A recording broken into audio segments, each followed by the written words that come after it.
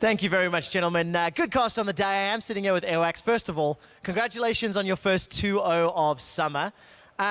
Game 2 was very clean, but I don't want to talk about that. I want to talk about Game 1. How is it you guys managed to come back? What was it that allowed you to actually win that game? Well, we had a pretty good comp for late game. We played the same yesterday, I think, or almost the same. And we just knew that late game we are unstoppable, so we just farmed for late, and that's how we came back. So you farmed for late, but it looked a little scary. Vitality got that Baron in about 26 minutes, despite you guys getting some kills after. What was the team comms like, knowing that your opponents had Baron and now you've got to stall and slow down? Is it quite scary?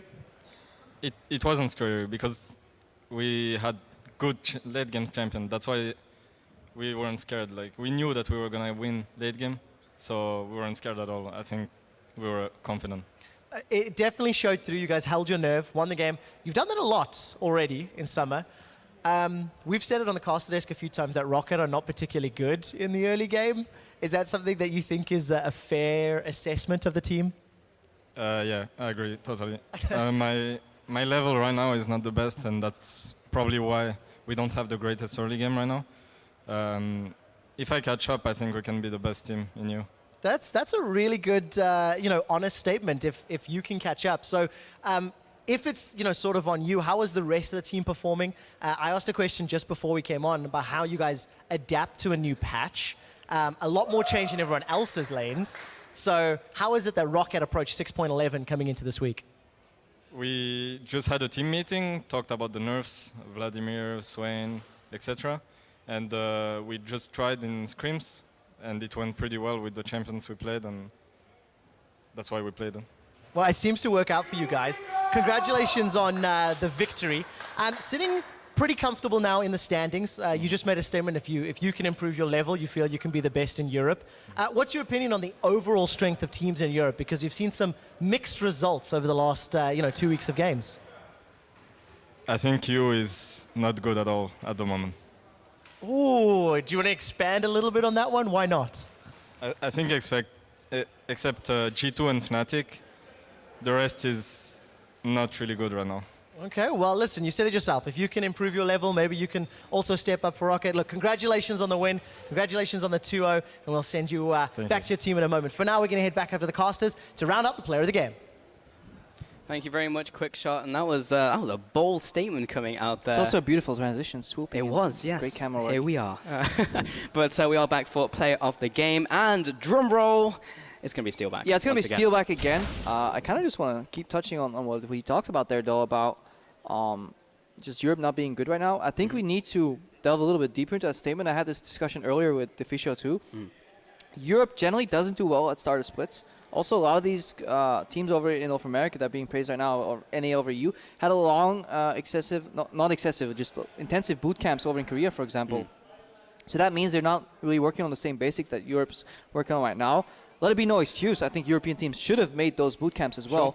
But before we're going to call Europe utter trash, I think we want to wait until like week 5 and 6, and especially gearing towards playoffs, because then obviously maybe some of these teams that went on very intensive training schedules may get a little burnt out. The statement still stands. Right now, Europe is showing a lower level, but I don't think it will be the end-all, be-all. But it's interesting to see that even the Euro players agree, because usually they're like, nah, it's not that bad. We're still working on it. You go to international competition, and it's just like, maybe. But no, it's still a very interesting topic. I personally believe as well we need a couple more weeks to really see where everyone settles. Everyone is still learning the patch. Everyone's still learning going into these couple new teams as well. People are still trying to figure out like what's good. As you mentioned, like Champions League, for example, still people are figuring out where like Zyra, for example, fits in. So I don't think NA does have a leg up over on Europe in just the average level of gameplay there and how well prepared it came. So props for a lot of those teams just putting a little bit more work. Going back to what happened in this game, Steelback, I think we can look again at some of the kills that he made.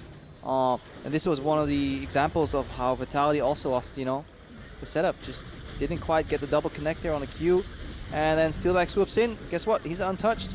Not that hard to finish this one off, but you know what? We got to praise him for the easy ones too. You can see the setup as well from his team. It was just like, there you go, have this kill. But it was also like the headshot being lined up.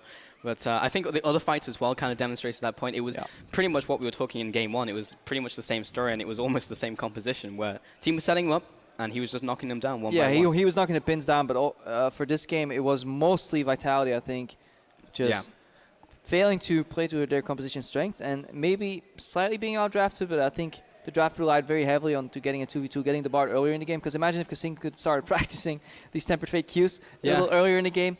Maybe that's a factor they really weren't thinking about. Nevertheless, game and the series ended on 2-0 for Roccat.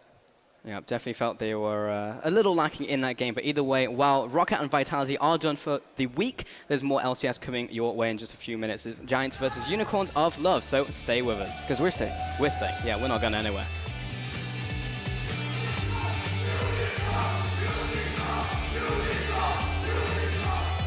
Where are they?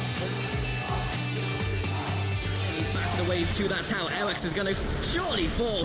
Finally goes down to the ultimate. In fact, that was actually Razor. Now instead he falls. Nuke Duck comes in. Rhea is going to finish off Betsy. Surely he's going to back off and finally he goes down. Nuke Duck will find the ice shot for the kill. Everyone's going to back away into the Lamb's respite from Mighty. Better shut down over onto Nuke Duck. Harang and Airwax are keeping everyone Vitality occupied, and just allowing the triple kill for Steelback. He's going to find the next one onto Cabashot, and this is just going to straight up be the clean ace. Another quadra kill for Steelback.